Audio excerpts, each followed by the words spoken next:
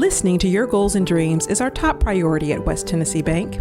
Benefit from our more than 100 years of experience and visit our Henderson branch today. West Tennessee Bank, focused on you. West Tennessee Bank is a division of Decatur County Bank, equal housing lender, member FDIC. Okay, the first item on the agenda are the minutes. Are there any corrections or amendments to the minutes?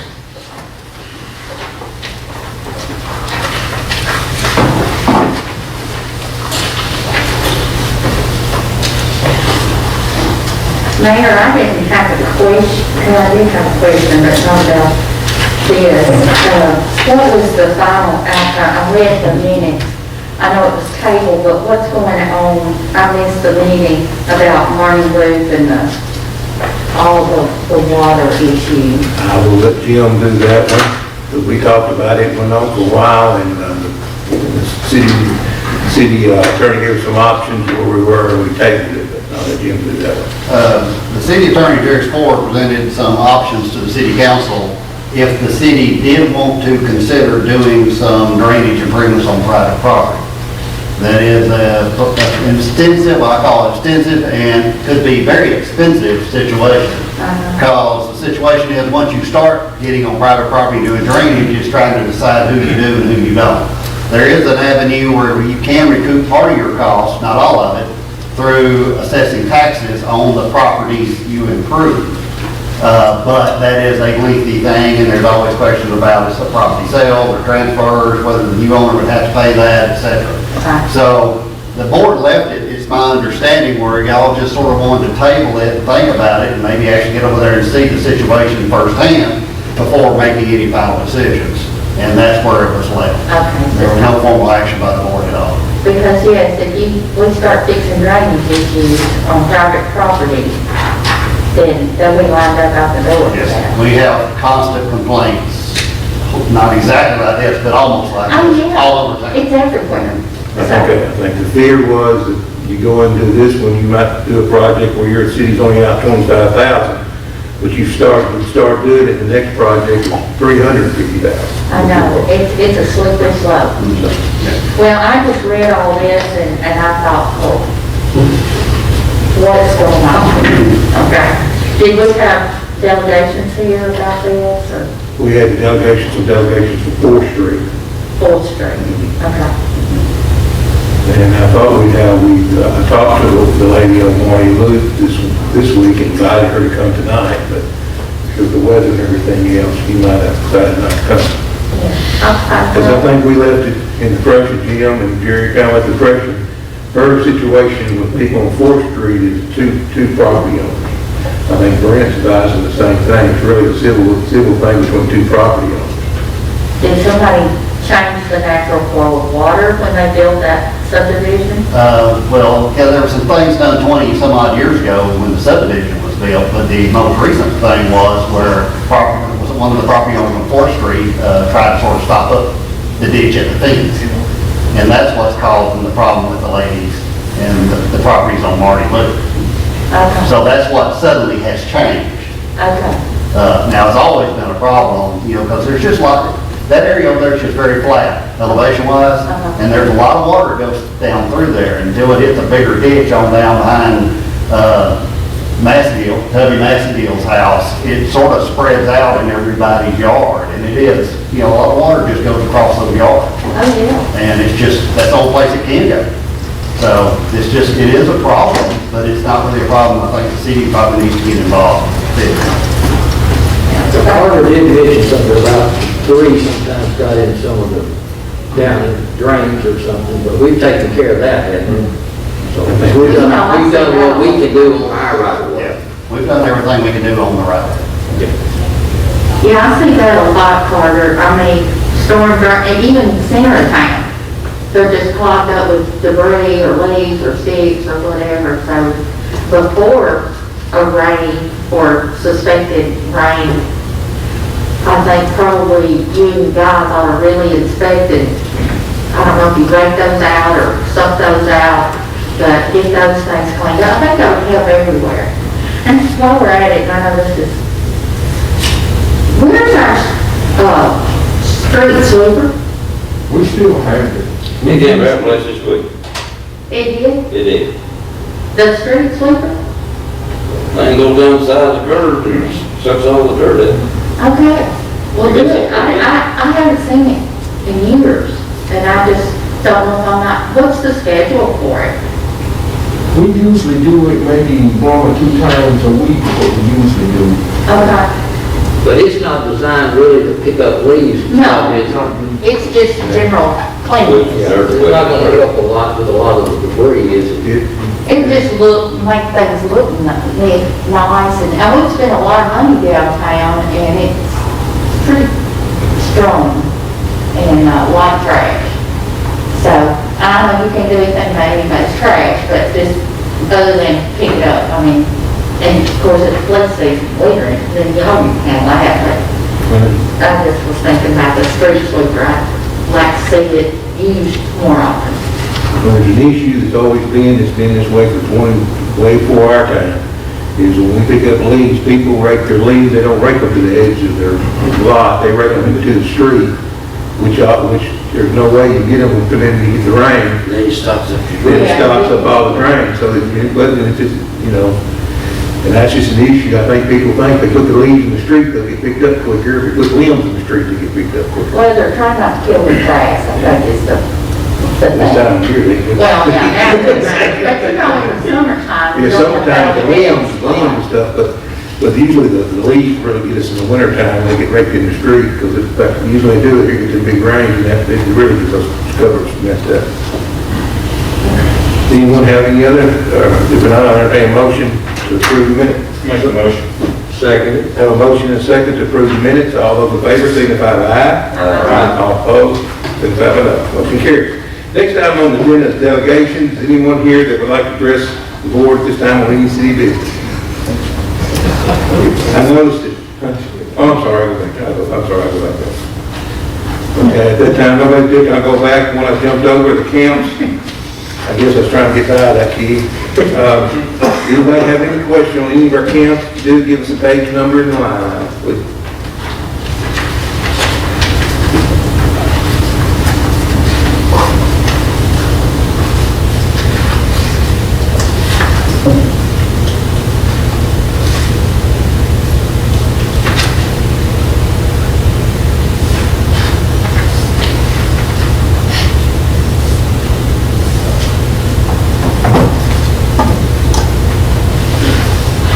I make a motion to accept them as they are. You don't have to vote on the count.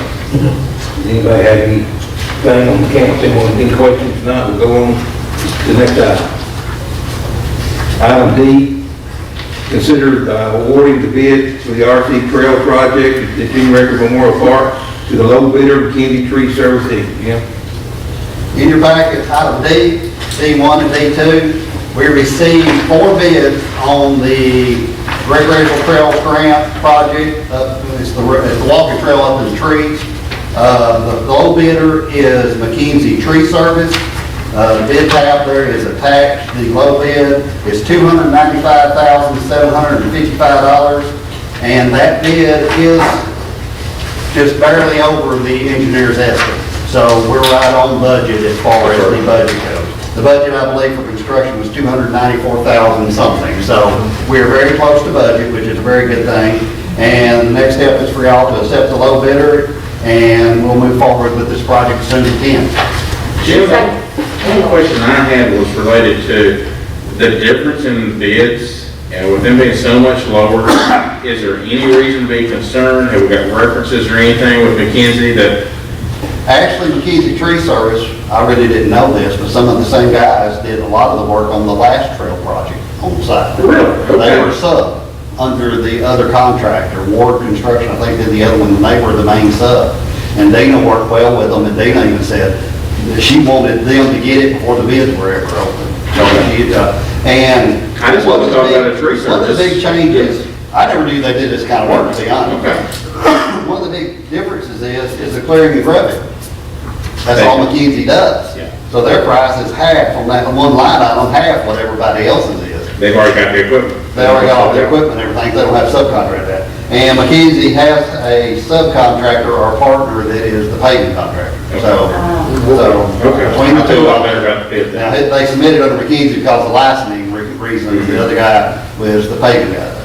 So, Okay. we don't, and we didn't see any reason not to award it to them. But yeah, I was a little surprised too, to be honest, because, it is a unique project with several different things that you gotta do. Of course, it's up there in the trees. Trees, And you're doing gravel paving, clearing, and all the grinding of all the trees, because they reuse all of that material. So, I can see where it would be hard for some companies to bid it. Yes. So, I don't see a reason not to award. That was my question. So I'll make a motion to award the bid to McKinsey Tree Service. Have a motion to approve the low bid, do I have a second? Second? Have a second. Any discussion on the motion? Seeing none, all those in favor, signify by aye. Aye. All opposed, signify by no. Motion carries. Next item on the agenda, discuss and consider applying for the state ECD site development grant to grade the industrial site at the end of 408. Jim? Since our last meeting, we've been working with Travis Martin from TLM on working up a proposed site for the end of 408. We discussed this last meeting briefly. Y'all said to go ahead and move forward and try to get some more details. Well, these are the details. I printed his note on this first page. I'll make it clear. I hope y'all had a chance to read it. Please do. He is looking at an ultimate goal of developing a 30-acre site. They will have to move about 120,000 cubic yards of dirt in order to do that. We don't have a budget in the site development grant to do that. So his recommendation is to go ahead and move approximately half that dirt. And his budget is on the second page. His estimated budget is on that E2 page. Total will be $560,000. The grant, if awarded, is $500,000. There's a 10% local match, that normally would be 50, which he's saying it may be 60 local money. So really, we're going to end up with 60,000 local money. The site is going to be a little over half done.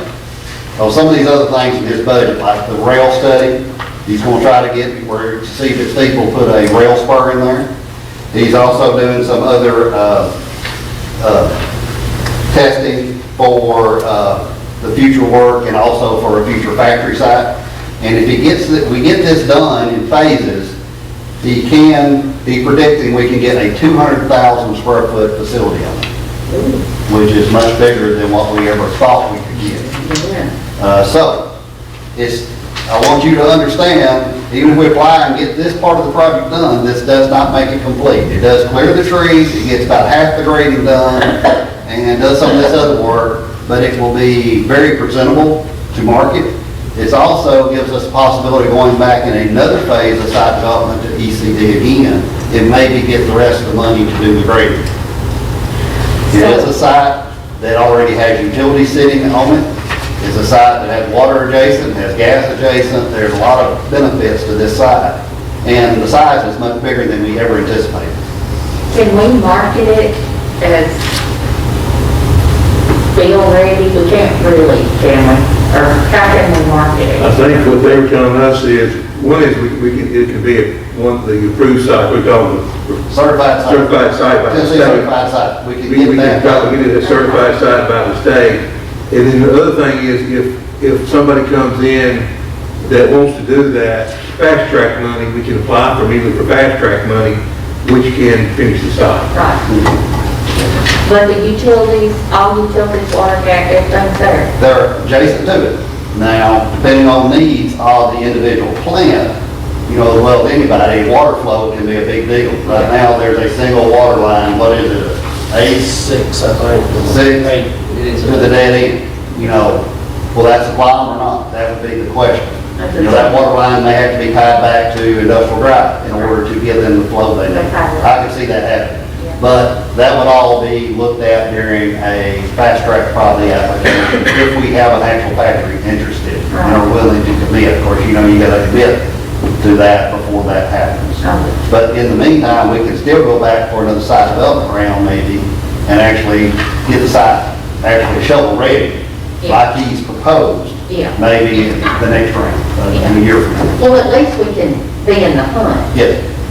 where it's right now. Right now, you can't do anything We with don't it. have anything to show you And about I it. think one of the questions we brought up today, we talking with BCD and Travis and everything else.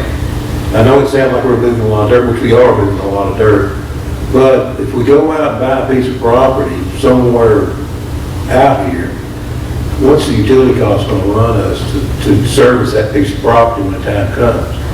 You're right, it's going to cost a lot more than the extra $200,000 or $300,000 to do dirt work. To run, I mean, I guess I turn it over to Darryl, we go to a place and you got to run sewer and everything to that and not got it, you're looking at a lot bigger cost than $200,000 or $300,000. Yes, definitely.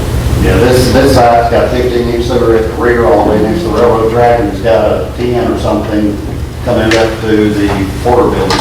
It's our best bet, I think, to, like I Well- said, get in the hunt and have something to market. I mean, we own the property, it's gonna take dirt work to make it marketable for anyone. Right. So, you know, this is just, hopefully, this may be $500,000 if we can get the grant to provide and work us in that direction. Yeah. We end up with, what, about 15 acres, you said, with this?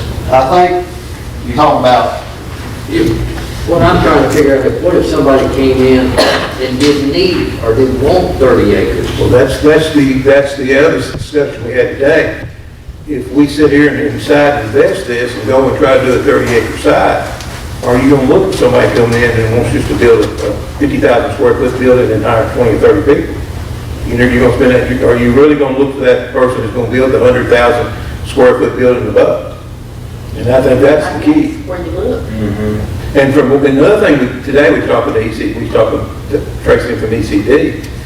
All the requested proposals right now, everything is for 20 or 30 acres. They're not requesting anything less than that on So we gotta get. And everybody's looking over 100,000 square foot building.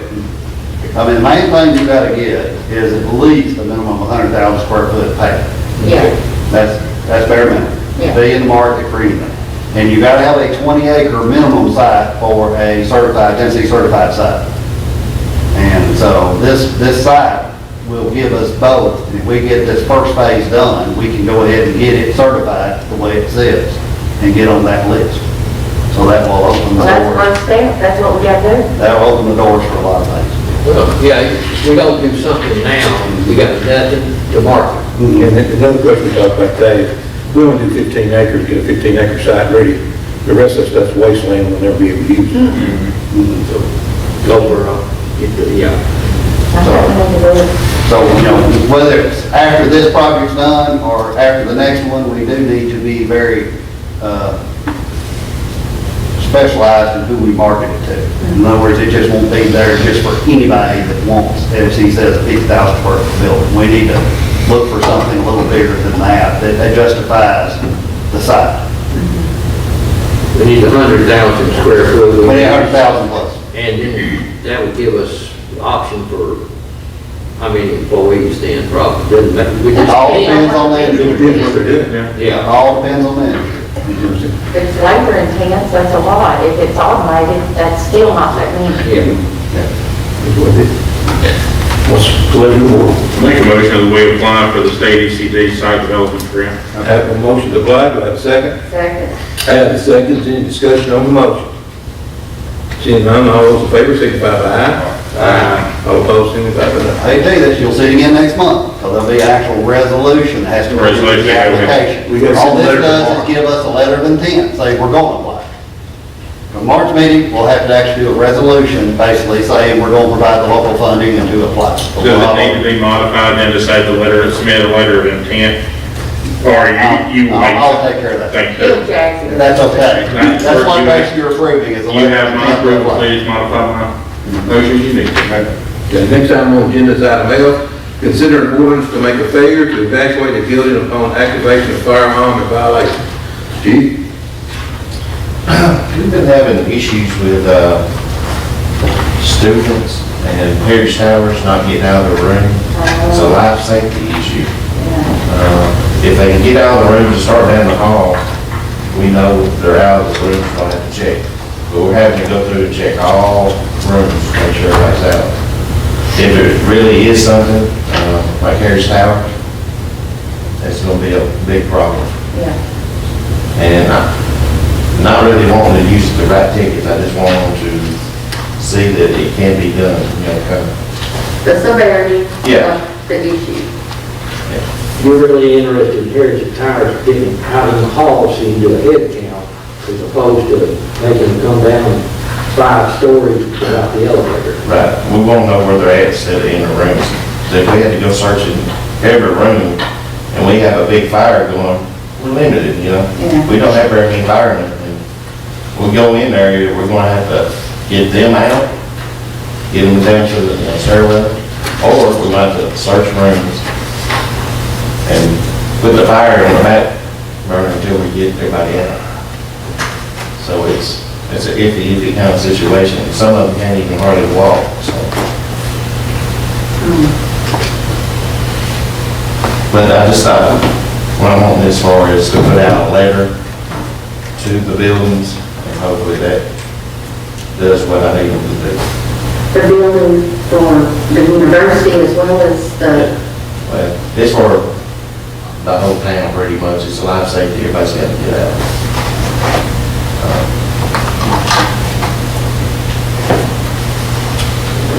I understand what you're saying. I just, what are the rules for the Heritage Towers? I mean, are there rules for Yeah, they're supposed to be getting out, but nobody's making sure they are? yeah, they're not being. Does every room have a fire alarm where they, where people know there's a fire? Is it? Or they got a way of knowing? Yes. And So St. Mary's Towers, they have kitchens in every room. Yeah. But they're not sprinklered. Right. The only thing sprinklered is in the hallway. What do you suggest that be done about it? To get it done? We just need to evaluate it. It's been done so long, you know, not sure exactly what we're gonna have to do about doing it. Might bring some help in. Have you talked to the management group? What did they say? They're telling me that, not much they can do. You know, I told us about swapping people to lower grounds. I said there's not much they can do as far as that. First come, first served is the way they do that. It'd be a terrible tragedy if something happened, terrible. I talked to the state about it. They're willing to come in and help me try to do something about it. The health department, the health side, they're willing to come help me. But they told me try to do something, you know, try to step our way up. Do they have fire drills or anything there? They haven't had any because of this COVID. I did talk to her last week, and she's wanting us to come out there and help them with fire drills. Well, I assume you're also having the same problem at the university too, people that come out of the room. Yes. Some of the kids just laugh about, you know, getting out. It's a false alarm, so get out, and they're pretty much in there. Yeah. We've had problems with the university students that come in, carrying smoke detectors out of the ceiling on the whole floor. But I think we got that straightened out. I mean, we didn't have to do very much. Just let them know that we're doing something. Yeah. If I can do this, we got an ordinance, you know, that I don't want to write any tickets. I just want to get it out there in case something, if I had to, you do it. We wouldn't be the ones writing the tickets, it'd be the police department. Well, I know nobody wants to write anybody at Heritage Towers a ticket, but just say we have an ordinance where we say we will if they don't follow the ordinance. Yeah. And we don't enforce the ordinance and people burn up, then what kind of trouble are we in then? This is just a step to see, to try to get them to, if they don't, then we'll go to that point. I just want this ordinance so I can put in a letter and give to all the businesses to. Do you have any of those problems at, say, the assisted living, the Southern Oaks, or do you you respond there? Have you had to respond? Not as much, but when we do, yes, they do. They're very good about getting out. They have fire drills, and to be there, you have to be somewhat mobile. You have so many minutes to get out. You're talking about the kids are actually taking the far head, the heads off of the fire, water sprinklers? Not the sprinklers. No, the smoke detectors. They're taking the smoke detectors. There's ordinances to vet that, there's ordinances. What is that, can that consider vandalism? Yes, they can be charged with that. Well, that may be the route you have to go into, to make there who does that responsible for it, and have to pay the cost of get it back. I think we got that straight. Just getting them out of their rooms is what's hurting us right now. I mean, Have you talked to the dorm mothers, and are you getting cooperation to get them she out? tries to get them all out, but That don't mind her either. That's one you bet you after I take it there. yeah, that's probably ones that I think. We can't do anything unless we don't have an ordinance. Right. When somebody makes a decision that they're gonna stay in their room and take their life in their own hands, that's one thing. But they're jeopardizing my people too, with his people, and we need this ordinance. On the Henderson Health and Rehab, how does that handle it? Because we responded out there, but you got people who are not. Yeah, they're immobile. How did you handle that? I think they do that. They move their people. If it's in one hall, they move them to another hall. If they got the rolling beds, they'll just move them to another hall. They can center the alarm specifies the hall. And then close it off with firewall. I think it's Southern Oaks, get smoke, Southern Oaks, I remember mothers out there, they moved them all over to the Pentecostal church. They got a plan that really works well. Does the fire alarm, when it goes off at Heritage Towers, it's all over Heritage, or is it by floor? Can It's you all tell? every floor. Okay, can you tell which floor you're responding to? Not until we have somebody go into the office and look at the panel, see Okay, where it's at, the location that we can start it, after that. gosh.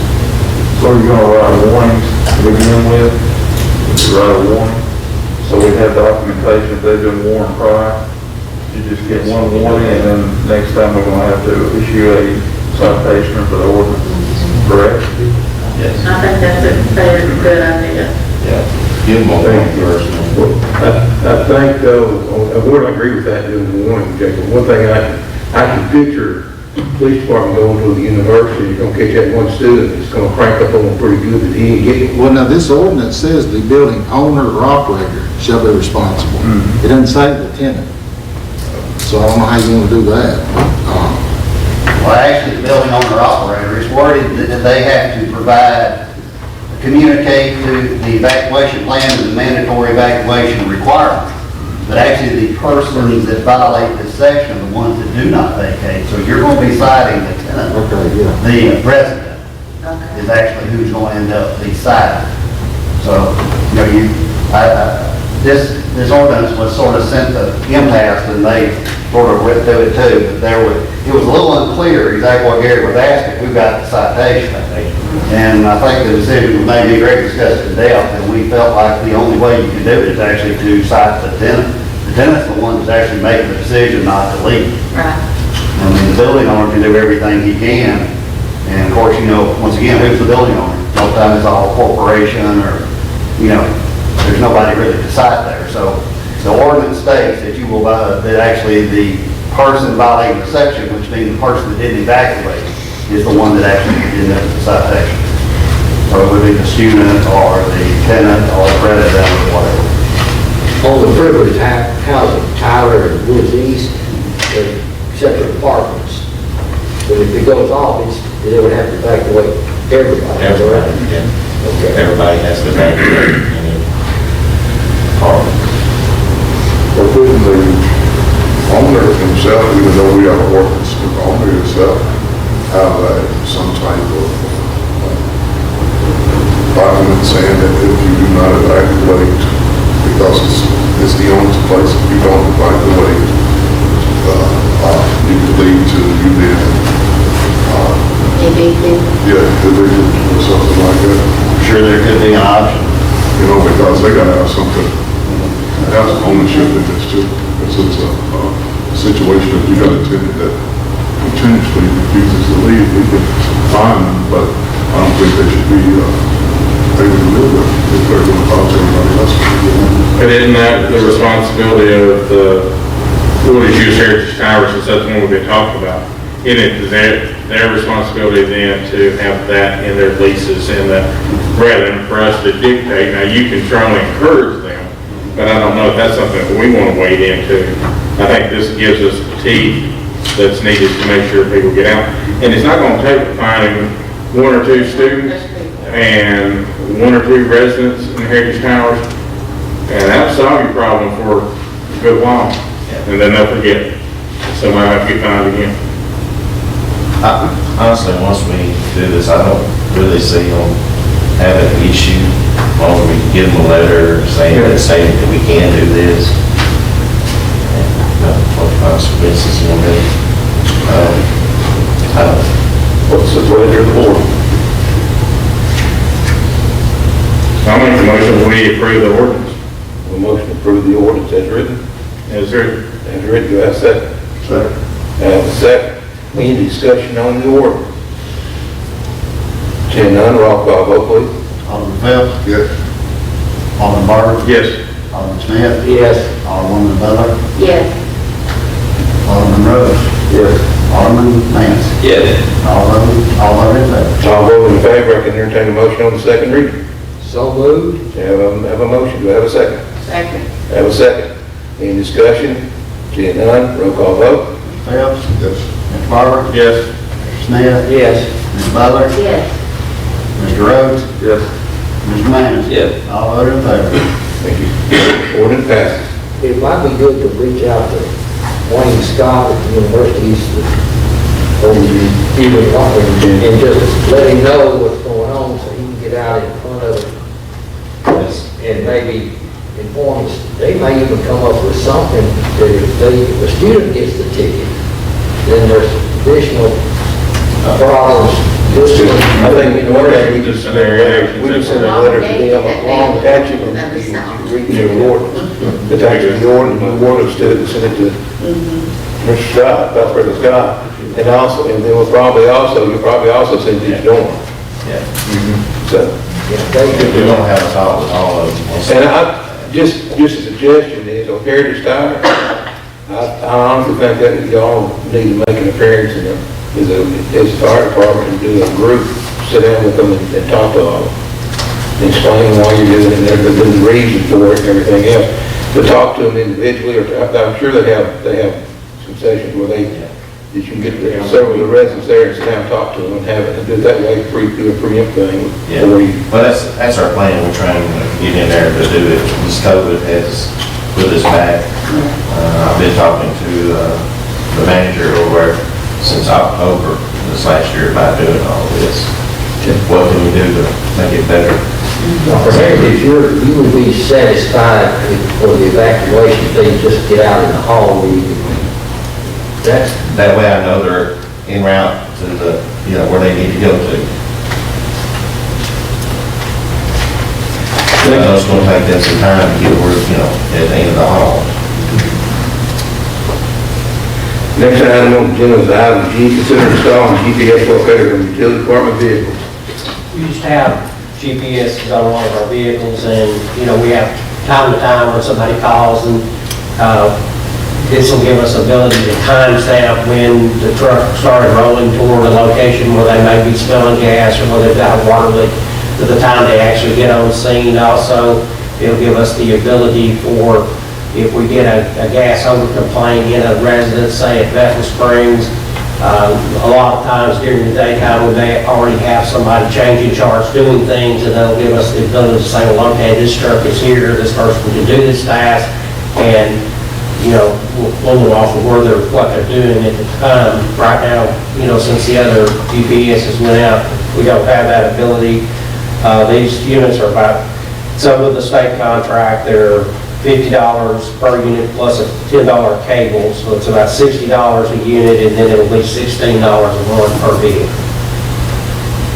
And that gives us the ability to just, if we have a situation, just look to see if it's an emergency situation, who's the closest, and you know, talk to that particular person instead of trying to figure out who's where, who can turn loose and what to go to the location. How many vehicles would we need? 10. Did we not have GPS on those and then we took them off? Yeah. Yeah, those units went obsolete, and they come out with another one. We didn't re-up the contract when those units had to be replaced, we didn't replace them. Is there a reason we didn't re-up them then and put new units on? Everybody wants. So what's changed then to now?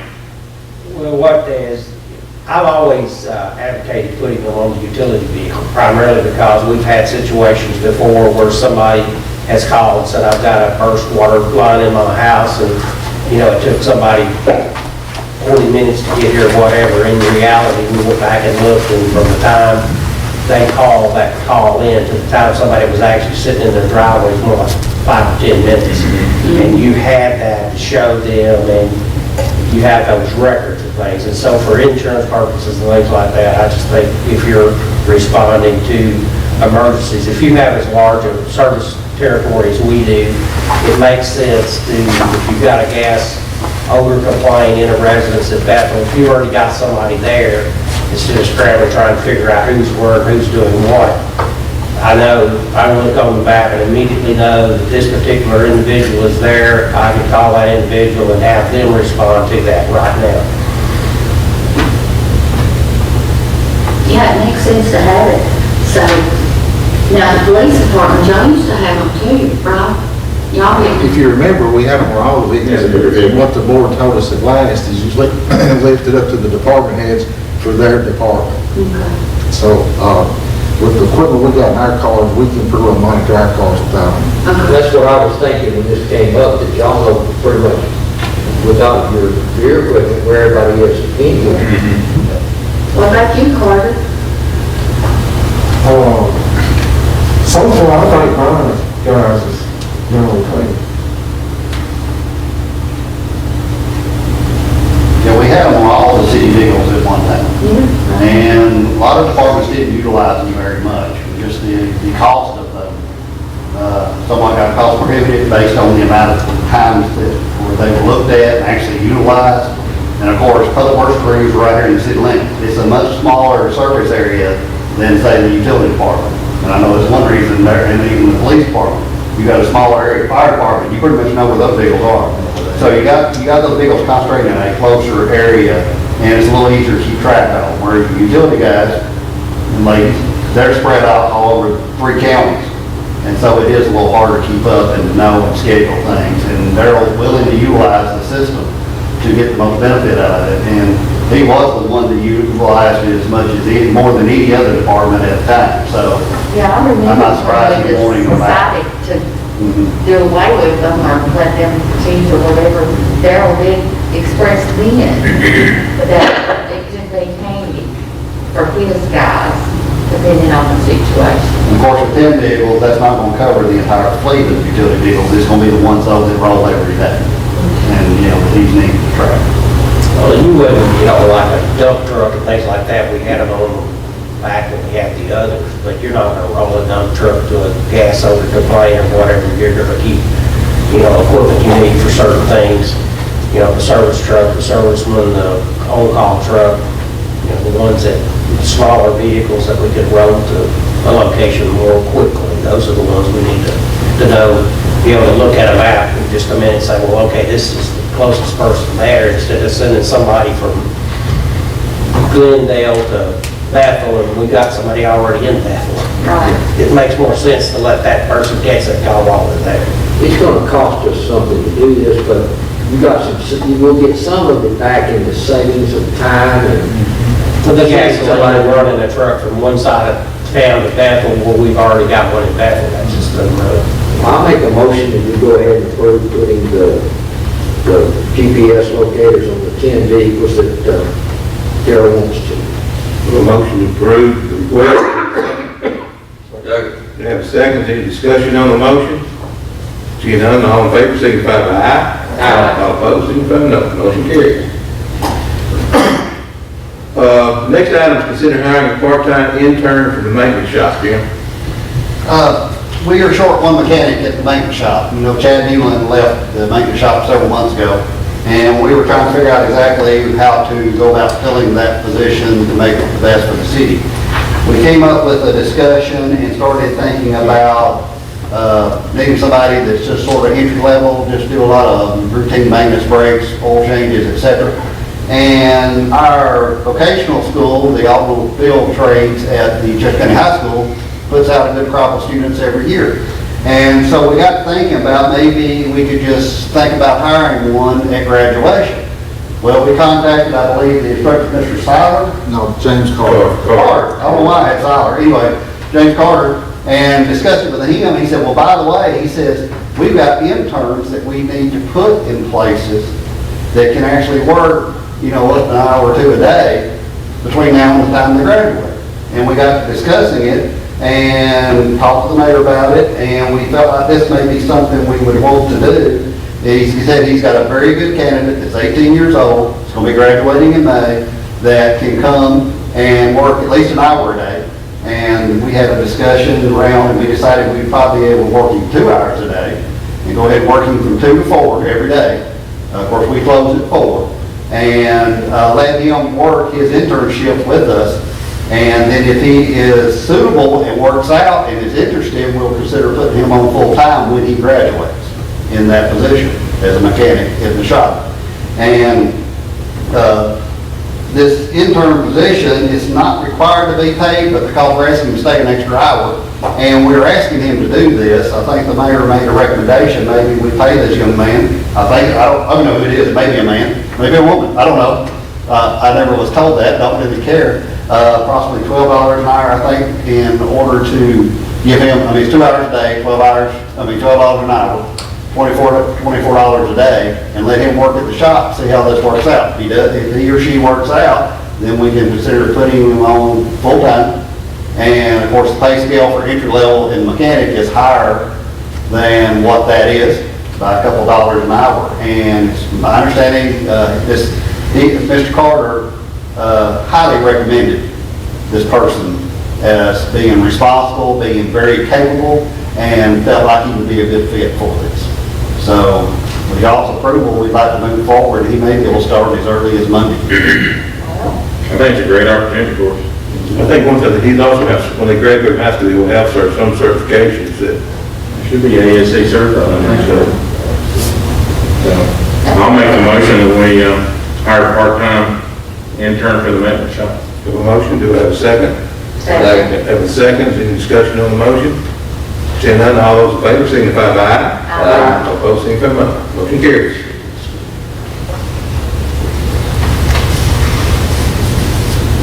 Okay.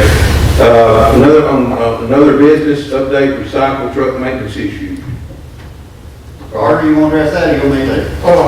Due to the issue of the transmission, it was downshifting on its own, like from high to low. So we had the truck taken to Memphis, and they took the truck over there, and the transmission was taken out. And they said due to the shavings and stuff that was in it, the transmission, it wasn't good. So they said they could put one in, and due to the type of transmission that it was, we checked around everywhere around here that anywhere else could be fixed, and nobody else could deal with that type of transmission. So the issue is that they said they could put a new transmission in there for an estimated price of $7,000. And that's what we at now. And they called us this week, they said they were doing a drive with it. They said the transmission, and now I think that was with a year guarantee on the transmission. So I think we were looking at something we had to do it another way, it's going to cost. This is the rebuilt one, with $7,000. The new one was, it was a factory rebuild. It was $8,500. And the timeline was shorter for the rebuild. And of course, this was over $4,000, which normally would require board approval, but we need the truck back up and running. So as my understanding, the truck may be complete. We haven't got it back, but we went ahead and hopefully with the mayor's blessing, we went ahead and issued a purchase order and got the truck over there, because it was already over there and got it worked on. So,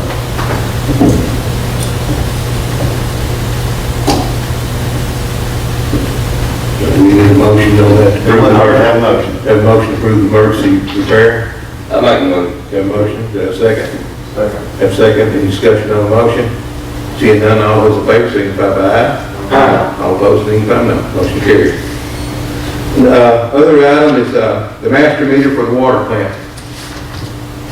We need to, the meter at the water plant is out, we need to replace that meter. We are required to report flows, and the meter is an 8-inch meter. It's going to be $5,600 for the meter, and then we'll do the installation without. You already know what you're gonna get and who you're gonna get. Pretty much, I've got 3 different prices from 3 different vendors, and I'm just going to go with the low price. Is that good? What's the total? I think we had about this particular model.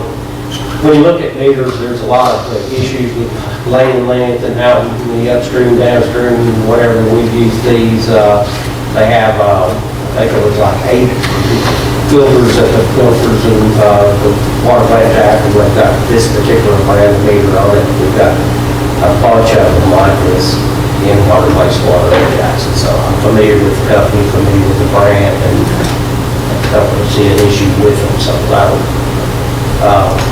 know any reason why we wouldn't be happy. You're comfortable with that particular one. I trust your judgment on that. I'll make a motion that we let him move forward with taking, not the bid, but the other quote on the project to replace the master meter. Have a motion to approve the low bid on the master meter, do I have a second? Second. Have a second, is there any discussion on the motion? Seeing none, all those in favor, signify by aye. Aye. All opposed, signify by no. Okay.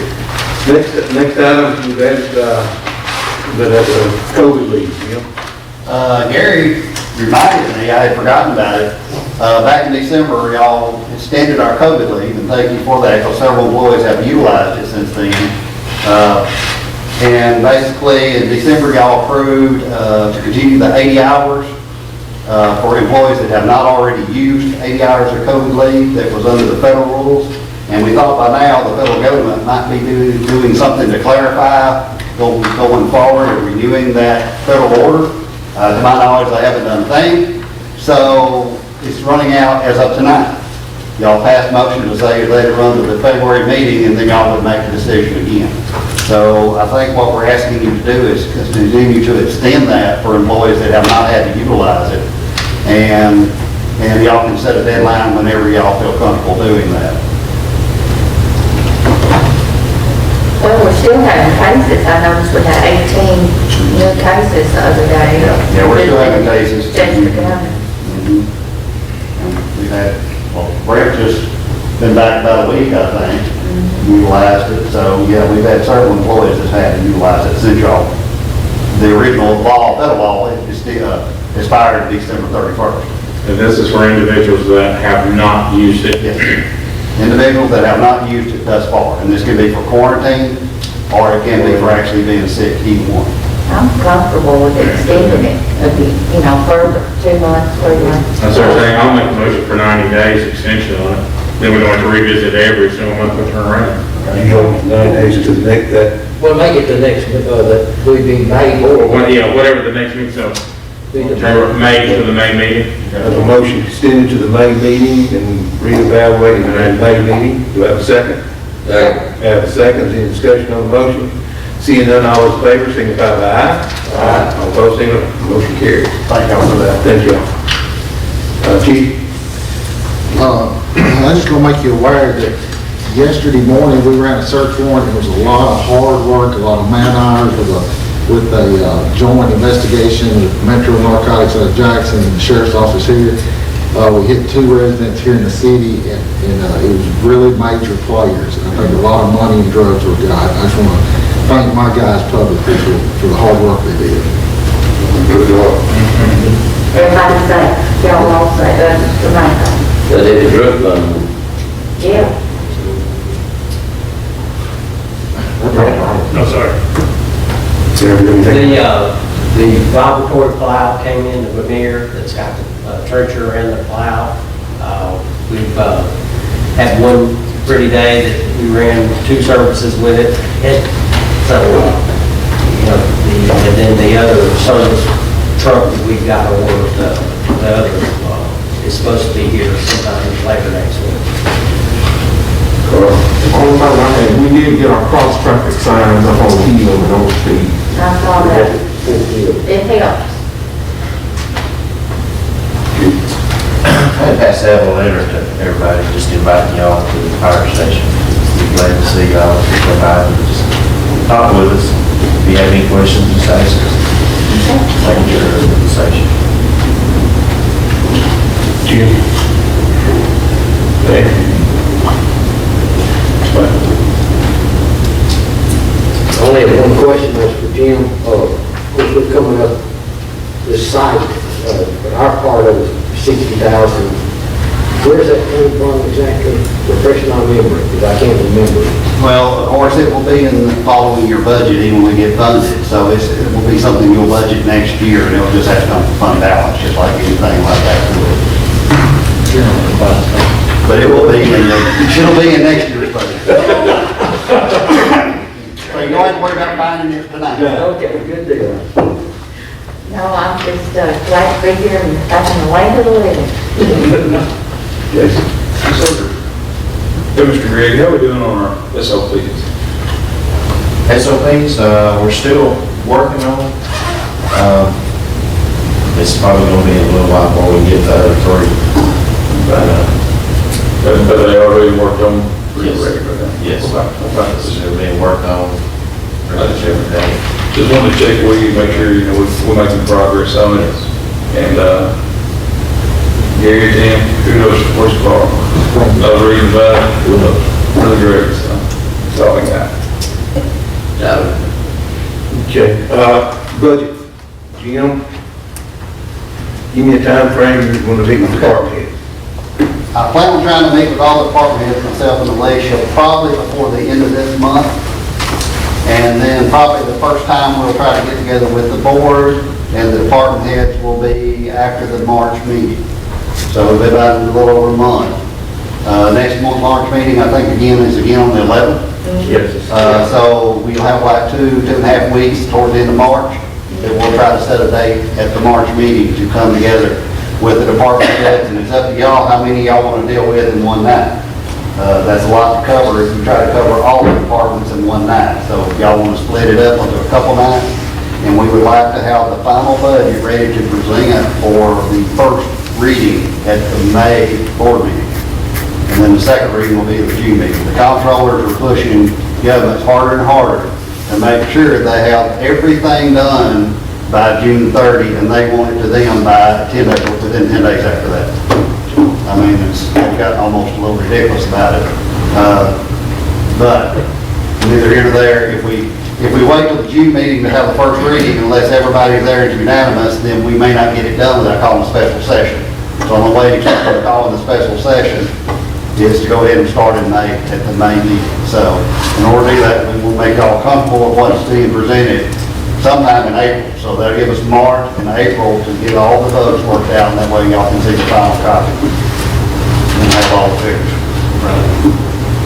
All right, 2 things. One is, there's nothing wrong with the alderman reaching out to department heads for budget time and voice your concern or things, or listen to what they have to say. That probably got about as much as sitting down cold turkey and looking at it when it comes out in front of you. So I strongly suggest you reach out to department heads and talk to them yourself. It's not like anything with the sunshine law if you're talking to them, just use the department head. The second thing is, so I guess a little bit of news, as the governor gave his State of the Union, he's put in this year $200 million in the budget for cities and counties. We've, I think Tennessee Municipal League sent Jim and I yesterday. We got everything, yes, we got what we were projected to get. If it passes, which I think is so bad. We're getting exactly the same thing we got last year, which would be about $169,000. The county will get the same thing. They get, like every county gets $500,000 starting off, then plus the thing. So the county will get about 700 and probably, I think last year they got like 790. I think they got pretty close. So they'll get the same thing this year, we'll get our 169. So that's something I've voiced my concern. We're 1/3, usually we're 1/3 of the population, but how they, and I'm sure other cities across the state the same way. I don't think you have to divide it out with the population. I think it's a lot, but I think we're the ones, most of the cities, especially bigger cities, but that's kind of what's going to be. So we got that coming down the pipe, and then I think he's got how much? 100 million, maybe more than that for broadband. They're going to get more money for broadband this year on the grants. So that there's a lot more. There should be some more broadband going out, and I'm sure Vanillas and Southwest Partner, and I'm sure you're going to see them being able to extend theirs further out the county this time, which would be a good thing.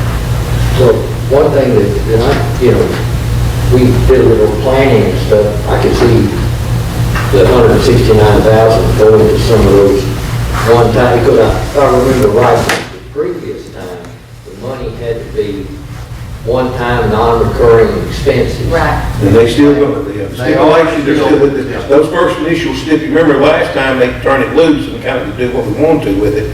This time it's coming out with those same stipulations came out the first time with. When they first released last year, they had some very strict restrictions on it, and we were trying to figure out the best way to do it. And of course, what we did was patrol vehicles and the fire department air packs and air pressure, which qualified under the initial rules, but then they freed it up a little bit. This year is sort of still non-reoccurring expenses, can't be used for salaries and operations, got to be something out of the ordinary. Can be done building improvements, it can be a lot of things, but still there are restrictions. You just can't spend it for anything. I think so, it's 5 areas. 5 different areas, and we just need to, decide how we're going to use that. Speaking of that, I prepared, after y'all had that discussion, a listing.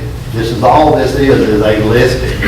They're not rated, they're not, basically I just tried to make a list of everything y'all brought up at the meeting, and I know Don and Michael, you wasn't there.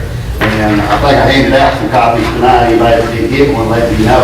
The department heads have been given the copies also, so they know really what the sort of what the items that were discussed. Y'all can decide if any of those on those lists are things that we need to look for as trying to budget the coming year or in the future, and go forward from there. But as I said, it's just a list. No promises about those things being done. That's y'all's decision. There's no promises which order they have to be done. We can't do them all. Let's face it, there's a lot of things on those 4 or 5 pages, or 5, 6 pages there. There's a lot of items and a lot of money involved. So it's going to be up to y'all to have to decide what the priorities are as we move forward. And some of those may be in next year's budget, and a lot of them may be put off for future years. So. Okay. Like I said, we'll start the process here, department heads here pretty soon, and we'll start having our meeting tomorrow. All right, any other, I'll entertain a motion to adjourn.